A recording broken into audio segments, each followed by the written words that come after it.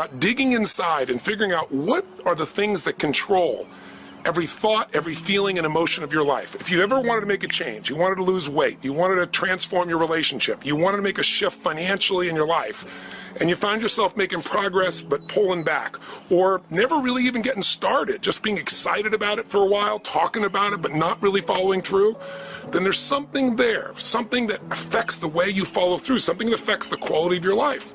And I'm here to tell you there's two things that control everything in your life. Every thought, every feeling, every emotion, every action you have in your life. What you're wearing today, whether you're going to turn this off within a few minutes or whether you're going to stick with me here for 2 or 3 minutes, is all controlled by two things: your beliefs and your values. Whatever you believe, if you think life is just a waste of time, doesn't matter what you do, or you're big boned, then obviously you're not going to go for it. You're not going to try to lose weight. You're not going to go push for that next level of your career or your finances or your relationship or anything else. Beliefs control us, but so do our values. Some people, value just kicking back. Some people value making it happen. Some people value their family the most. Some people value love. But you know what the real challenge is? When we have values in conflict. When you really want to make a difference in the world, or you really want to do well for your family, or you really want to do well financially, but simultaneously, you don't want to upset anybody. You want to be totally honest, and you want to make everybody happy. When we have conflicts between what we want and what we think we can have, or you have a goal of what you really want to make happen, but then you have this other belief inside that says this damn stuff never does work. Those inner conflicts are what keep people from using all of their energy. It's kind of like taking 2 steps forward and 3 steps back. People who succeed in any situation have a pattern of what they do to succeed. And it doesn't matter whether that person is succeeding in a business context or in a relationship context. Doesn't matter what the environment is. The fundamental lessons or laws for succeeding are very, very basic.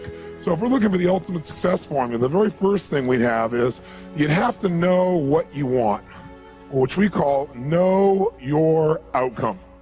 If you're going to succeed at anything, it's hard to succeed, hard to hit a target when you don't know what it is.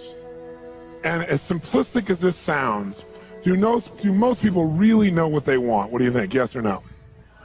At least not consciously they don't, right? And so it's going to be very, very difficult to achieve what you want when you haven't defined it.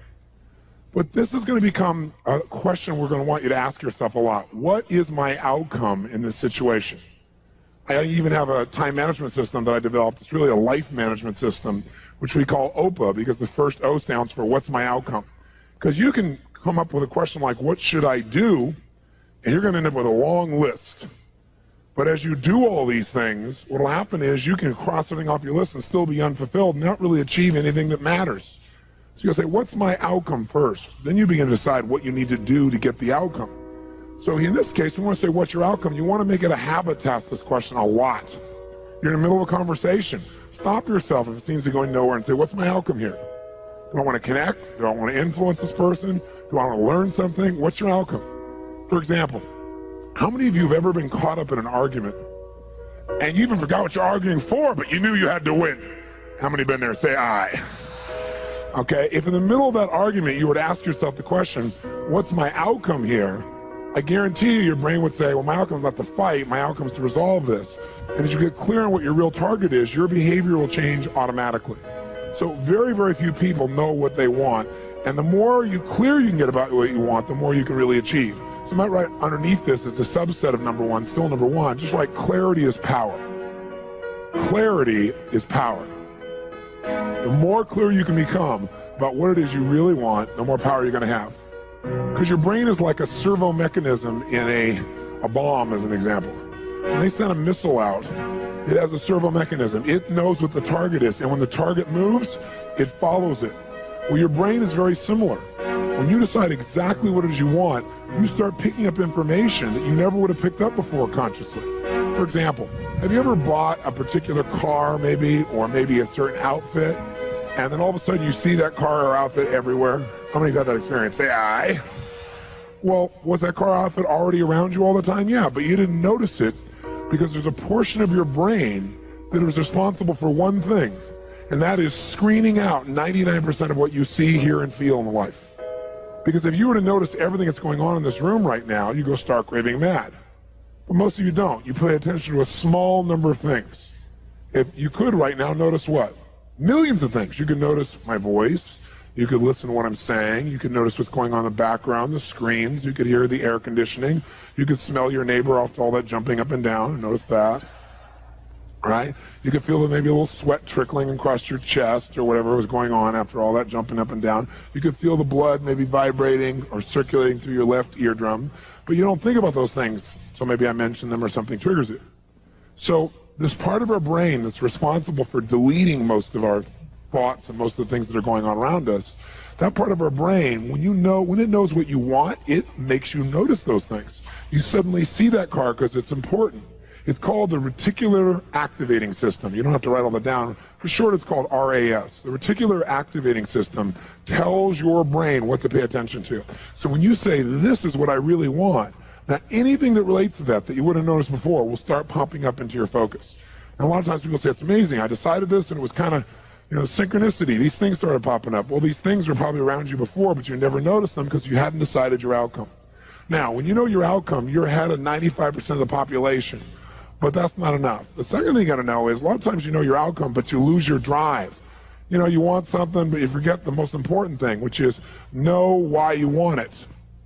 Know why you want it. You got to know the purpose. In our OPA training system, when people are managing their lives, we have them ask, what's my outcome? And then why do I want this? Because any person successful, really successful, knows exactly what they want and they know why. The reason you gotta know why is, remember I said yesterday, reasons come first, answers come second. If you get enough reasons, you can get a big enough why, you can figure out how to do about anything, but you gotta have purpose because purpose provides drive. Now, if you know what you want and you know why, you're light years ahead of most of the population, but you gotta go the step that most people seem to avoid, and that is you gotta take massive what? That's right, and the key word there is massive. Massive action can be a cure-all when you know what you're after and you know why you want it. Because when you know what you're after, when you take action, you won't just be expending energy, you'll be moving yourself in a direction towards something you really, really want. And by the way, last night we called taking massive action personal what? Power, which means the ability to take action. And what stops people from taking action? Primarily what? Fear. And the way you get over that fear is, what do you think is the number one fear most people have? Failure. And the reason is they feel if they fail, they won't be loved. They'll be rejected. They'll be hurt. They'll be judged. So what they really are afraid of is losing love.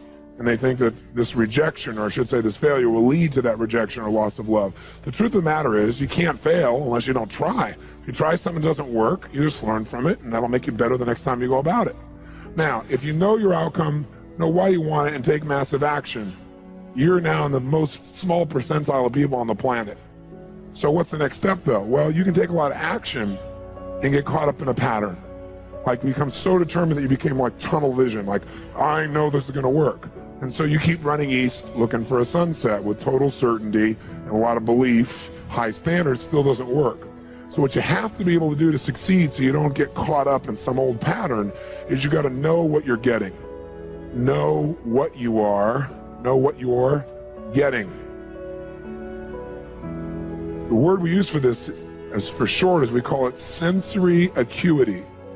Sensory acuity is the idea that you want to become acutely sensitive to whether what you're doing is working or not. You don't want to just say, okay, I know what I want, I know why I want it, I'm just going to make it happen, this is how I'm going to do it. And you keep hammering it and hammering it and hammering it, doing something that doesn't work. And people do this all the time, right? Do the same thing over and over again, expecting a different result. That's called insanity. You can't do the same thing again and again, expect a different result when you can see it doesn't get the result. But we get caught up in our patterns. So we want to get really sensitized, acutely sensitized, sensory acuity, to whether what we're doing is working or not. And by the way, sensory acuity is really the measure of a person's intelligence. What I mean by that is, how do we measure intelligence? Intelligence is a measure of the number and quality of distinctions you have in a given situation. Like, for example, if you talk to Eskimos, that's actually not the politically correct term anymore, I guess it's Inouye. If you talk to an Inouye, what we formerly called Eskimos, you'd find out that Inouye have more than a dozen words for the word snow. More than a dozen. Now, I'm from Southern California. Guess how many words I have for snow? One. I don't see any of it. It's called snow, baby. right? But they got to know what kind of snow. They got to make more refined distinctions to be effective in the world, to get their outcomes. They got to know what kind of snow you can build an igloo out of, what kind of snow you can take your dogs through, what kind of snow you can eat, right? What kind of snow you're going to fall through. So who has more intelligence, who has more power in that snowy environment? The Eskimo or me? Which one? Eskimo, because they have more sensory acuity. They have more refined distinctions about what each of these elements mean versus I just see it as snow. Now, if you took that Eskimo and you stuck him in my car in Los Angeles, then we'd find out that maybe I have a little more intelligence because he might try to steer the thing using the rearview mirror, right? He just doesn't know. So since he doesn't have that acuity, he doesn't have those distinctions, he wouldn't do terribly well there. See, some people I could hold this up and I could say, what is this? And they'd say, well, it's a cylinder.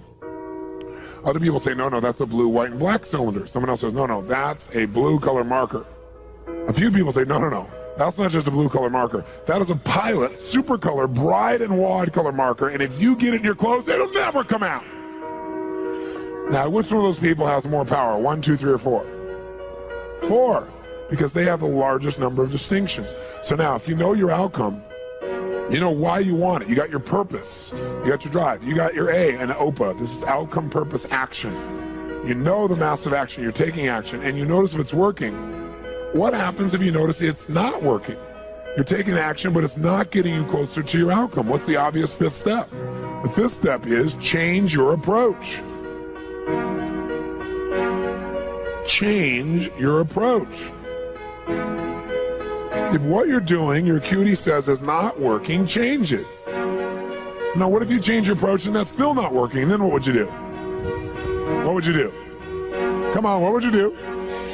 Change it again. Keep yourself in a peak state. Sit up in your chair. Some of you have gone back into that deep hypnotic state of learning, I can see. And what if you tried that and it didn't work? Then what would you do? What if that doesn't work? What do you do? And what if that doesn't work? What do you do? What if that doesn't work? What do you do? What if after all that it still doesn't work? What do you do? And what if you try that and it doesn't work? How many times? Until you find out what works. Do not say to yourself, I've tried everything. That's bull. If you tried everything, you'd have what you want. Well, I haven't tried everything, but I've tried millions of things. Millions? Number them, name them. Well, maybe tens of thousands. Tens of thousands? Name 1,000. Well, maybe 100. Name 100. Well, maybe I did these 2 things over and over again that don't work. Okay? But when we start saying, I've tried everything, we tend to incant that, don't we? We make it an incantation, and then we believe it. And since we think we tried everything, we just give up. It's garbage, not true. Hey, let me ask you a question. How long would you give your average baby to learn how to walk? Before you shut them off and didn't let them try anymore. What are you, crazy? My kid's going to keep trying until he or she walks. Magic formula. When almost everybody in the whole world walks. Okay? So this is the ultimate success formula. It comes down to knowing what you want, why you want it, taking massive action, know if it's working, and simply changing your approach until you get it. That's it. Anyone who succeeds does this. They may not call it Robbins' ultimate success formula, but I guarantee they did it. Corny example. Thomas Edison, these lights in here. Did this guy know his outcome, yes or no? Yes or no? He was absolutely clear. Without knowing the outcome, you couldn't have built that in a million years. It didn't exist before. He had to decide he wanted to create this result without the use of candles. Did he know why he wanted to do it? You bet. You read his writings, this man had a sense of incredible purpose and drive. Did he take massive action, yes or no? Oh, yes. Tens of thousands of experiments. Did he notice when it wasn't working and learn from it, yes or no?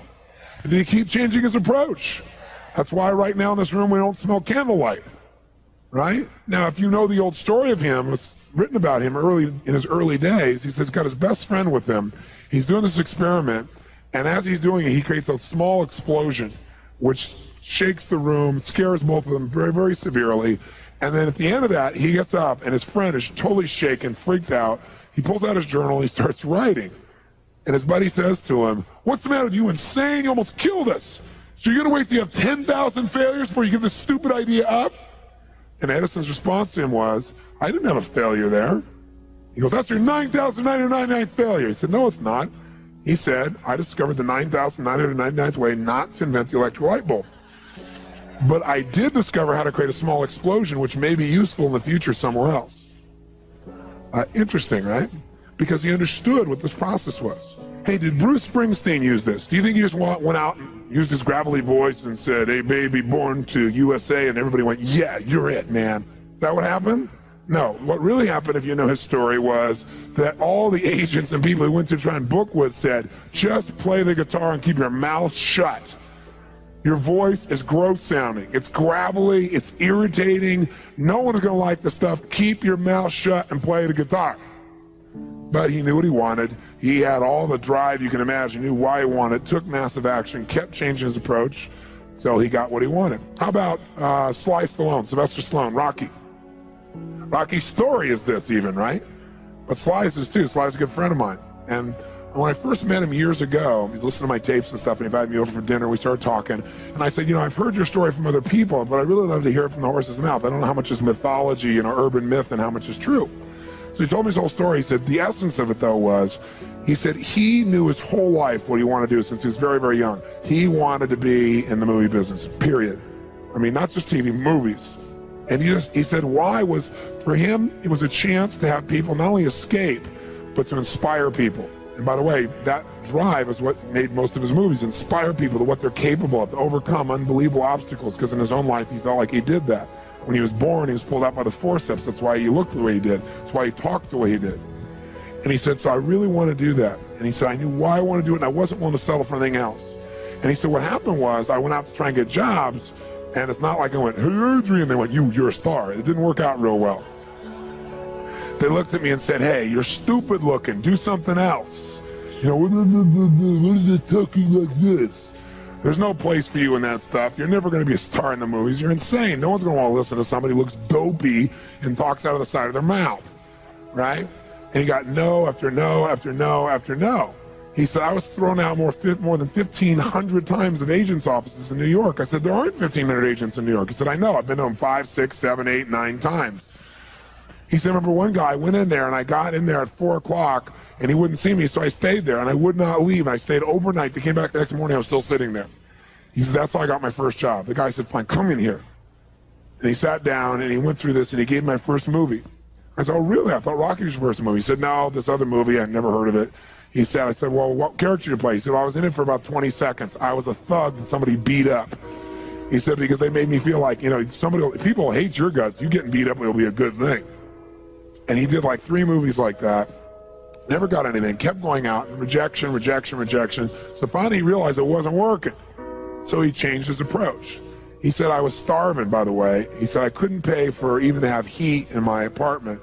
My wife was screaming at me every day to go get a job. I said, well, why didn't you? He said, because I knew that if I got a job, he said, I'd get seduced back and I'd lose my hunger. He said, I knew that the only way I could do this is if it was the only choice, if I burned all other bridges. Because if I did a normal job, pretty soon I'd be caught up in that rhythm and that stuff, and I'd feel okay about my life, and I feel like my dream would just gradually disappear. He said, I wanted to keep that hunger. That hunger was the only thing I thought was my advantage. He said, my wife didn't understand that at all. He said, we'd have these vicious fights, and he said it was freezing. So I was broke, we had no money. And he said, so I finally went to the public library one day because it was warm. He said, I didn't want to read anything. So I went in, New York Public Library. He said, I was hanging out there, and I sat down in this chair, and somebody left a book there. And he said, I looked down at this book, and it was the poems of Edgar Allan, stories of Edgar Allan Poe. And he said, so I started reading it. He said, I got totally into Edgar Allan Poe. And he said, I know everything about it. He goes on for another 20 minutes telling me about Edgar Allan Poe. He knows everything, how he died, what it was about, what really happened. And I said, well, what did Poe do for you? He said, Poe got me out of myself. He got me to think about how I could touch other people and not worry about myself so much. And he said, it made me decide to become a writer. I said, just imagine Rocky the writer, right? And he said, so I tried to write a bunch of screenplays, nothing worked. I was totally broke. He said, I didn't even have $50. And he said, and finally, he said, I sold a script. It was called Paradise Alley. He said, it's a movie I made many years later, but I sold it. And he said, I sold it for $100. He said, but $100 was a ton of money, man. I was so thrilled. I thought, I'm on my way. But it never led to anything. And he said, so finally, he said, I kept going and going and going. He said, finally, we were so broke. He said, I hawked my wife's jewelry. He said, Tony, there's some things in life you should never do. He said, that was basically the end of our relationship. She hated my guts so much. He said, now we were so broke, we had nothing, no food, no money. And he said, the one thing I loved most in the world was my dog. He said, I love my dog because he gave me unconditional love, unlike my wife. And he said, so what happened was, though, we were so broke that to survive, I couldn't even feed my dog. So I went to a liquor store. He said it was the lowest day of my life. And I stood outside the liquor store trying to sell my dog to strangers. He said, I tried to sell my dog for $50. And he said that finally this one guy negotiated with me and bought my dog for me, my best friend on earth, for $25. He said, I walked away from there and I cried. He said, it was the worst thing that ever happened in my life. He said, 2 weeks later, I'm watching a fight between Muhammad Ali and Wepner, this white guy that's getting bludgeoned but just keeps on coming even though he gets the hell beat out of him. And he said, I got an idea. He said, as soon as the fight ended, I started writing. He said, I wrote for 20 straight hours. I did not sleep. I wrote the entire movie in 20 hours straight. Right then. Saw the fight, wrote the movie. Whole thing, done. He said, I was shaking at the end. I was so excited. He said, I really knew, man. I knew what I wanted. I knew why I wanted it. He said, just like you teach that formula. He said, but I said, man, I took the action. Now it's time to deliver. And so he said, I went out and started trying to sell it to agents. And they all would read it and they'd say, you know, this is predictable. This is stupid. This is sappy. He said, I wrote down all the things they said. And I read them the night of the Oscars when we won. And he said, it was really good, right? The greatest revenge is massive success.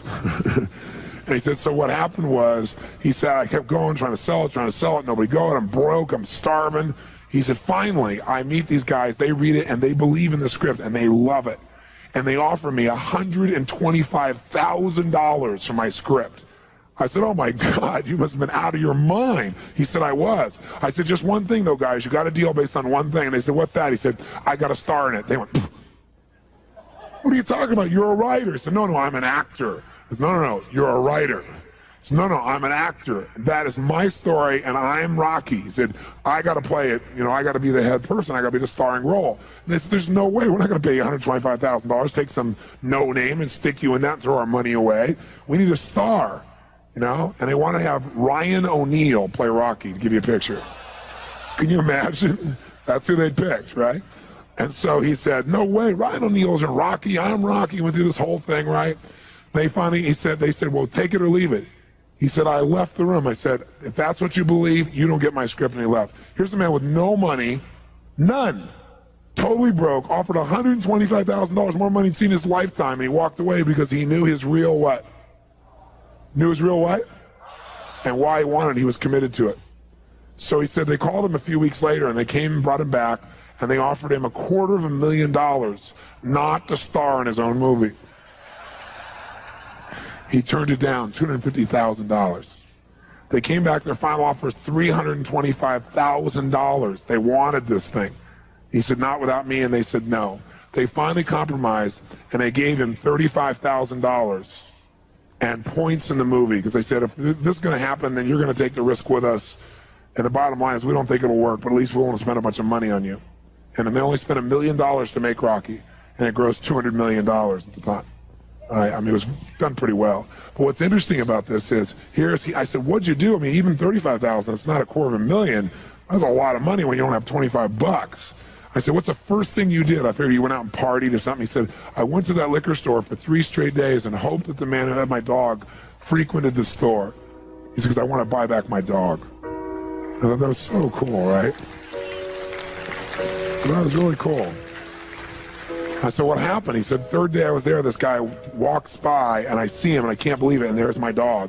And I looked at him, and I said, sir, remember me? And he said, it had been about a month and a half by the time this had all come about. And he said, remember me? You know, I'm the guy who sold you the dog. And I goes, yeah, I love the dog. He said, look, he said, I was so broke, I was starving. He's my best friend. I'm sure you love him too, but I gotta have him black. Please, I beg of you. He said, I'll pay you $100 for the dog. I know you paid me $25, but I'll give you $100. The man said, absolutely not, no way. It's my dog now, you can't buy him back, right? And Sly said, you know, Tony, you say know your outcome? I said, yeah. He said, I knew it. And he said, I kept changing my approach, so I went $500 for the dog. The guy said, absolutely no way. He said, $1,000 for my dog. The guy said, no amount of money on earth is ever going to get this dog for you. I said, what'd you do? He said, I knew my outcome, right? Because he listened to these tapes, kept to him. He said, I decided to take massive action. He said, I got my dog. I just kept changing my approach, so I got it. I said, what'd it cost you? $15,000 and a part in Rocky. The guy's in Rocky.